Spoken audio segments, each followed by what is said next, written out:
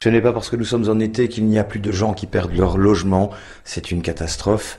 Pour aider ces gens devenus SDF, il existe en région liégeoise une ASBL qui s'est créée récemment, c'est la ASBL Benoît et Michel. Rencontre. Donc nous on est deux anciens SDF, donc on voit la misère de la rue, donc on a décidé de faire une ASBL pour aider les gens qui sont dans la rue, parce que bon maintenant c'est le manque de logement, ça c'est la cata. Quand on essaye de trouver un logement pour quelqu'un qui est à la rue, on ne trouve pas. Donc on accompagne les gens au CPS et on téléphone à des propriétaires, mais malheureusement ils refusent souvent. Donc voilà en gros. C'est comme ça qu'on a fondé la SBL. Et alors pour l'aide aussi pour les colis alimentaires, pour les familles, donc on essaye aussi de trouver des vêtements pour des enfants. Donc c'est ce qu'on fait en gros. Vous avez lancé il n'y a pas longtemps le défi à 2 euros. On peut expliquer de quoi il s'agit exactement? Oui, donc moi j'ai vu ça sur internet, le défi avec les boissons. Donc je trouvais 2 euros, c'est le prix d'un pain ou d'une bière. Donc avec ce défi-là, les gens se filment et ils nominent 5 personnes. Donc ces 5 personnes-là versent sur le compte de la SBL 2 euros. Donc je me dis c'est les petites sommes qu'ils vont faire pour arriver, pour essayer d'avoir des bâtiments, pour loger les gens, parce que bon c'est pas normal que les gens soient à la rue à l'heure actuelle. Donc, parce que ce qui nous manque, c'est les logements et les locaux aussi pour poursuivre les aides pour les colis alimentaires. Donc en gros, voilà. Victimes collatérales du Covid-19, Julie et Thierry ont perdu leur logement récemment.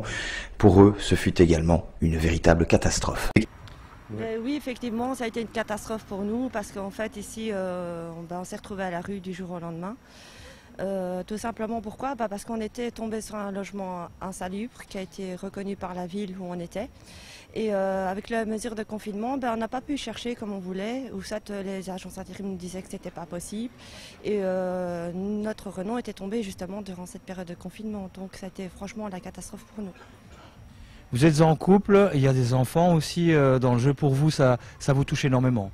Beaucoup, énormément. C'est pas facile à vivre. Alors ça a été la croix et la bannière aussi pour trouver quelque chose, parce que des refus, c'est refus sur refus sur refus. Beaucoup. On n'a que des refus, énormément. On a envoyé je sais pas combien de demandes, mais énormément. Et c'est tout le temps non. Vous avez constaté quand même malgré tout, vis-à-vis de la loi, des irrégularités, et c'est ça que vous mettez aussi en avant, Julie. Oui, effectivement, le fait qu'on soit au CPS ou à la mutuelle ou au chômage, on n'a plus droit du tout au logement parce qu'on les considère comme des moins que rien. C'est tout juste, si on n'est pas des miséreux, on a l'étiquette dans le dos, alors qu'on n'a pas spécialement demandé à être au CPS, pour notre part en tout cas. Autre situation d'urgence, celle de Marianne. Elle recherche un logement. Si elle n'en trouve pas un pour le 1er juillet, elle sera à la rue. Actuellement, ses enfants sont placés. Oui, parce que nous recherchons un logement pour les enfants et le problème, nous sommes toujours refusés parce qu'il y a CPAS, le chômage, ou bien il faut 3 chambres, donc c'est refusé pour les enfants. Et heureusement que nous avons Benoît qui nous aide, qui nous rapporte quand même des nourritures, les restos, tout ça. Autrement, je ne sais pas comment on aurait pu continuer à y vivre. Le 1er juillet, ce sera définitif. Vous êtes à l'extérieur, il faut vraiment un logement en urgence. Oui, c'est très urgent pour mes enfants, parce qu'ici, il y a 3 jours, on m'a déjà enlevé mes 2 filles en placement. Ma fille qui va avoir 14 ans et celle de 12 ans qui est diabétique. Donc je n'ai plus que mes triplés avec moi. Donc là, c'est vraiment le moment, vous cherchez vraiment sur une région particulière, la région de Liège en général? Oui, oui. Oui, aux alentours de Liège, on aimerait bien trouver ça le plus vite possible pour garder nos enfants. Bon, on est maman, on y tient. La question coronavirus, vous avez eu ce problème aussi? Oui, oui, on a eu beaucoup de refus, maisons en attente et tout, quoi. On attendait les réponses, mais on n'a pas pu avoir les maisons, quoi.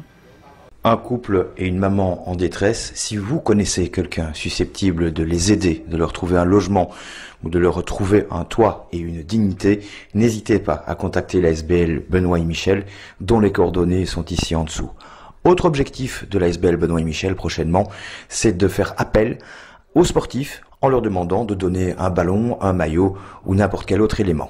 De tout, donc un maillot dédicacé qui dédicace et qu'on pourrait vendre sur Facebook. Donc par exemple des chanteurs, des sportifs. Les sportifs peuvent offrir un maillot ou ceux qui veulent un ballon, des chanteurs un disque, un 4, sportifs. Tous les dons sont les bienvenus. On vient de vivre le confinement et le coronavirus, ça aussi ça a été un très très gros problème. Oui, ça a été la catastrophe. Donc nous, on était sur le terrain 7 jours sur 7.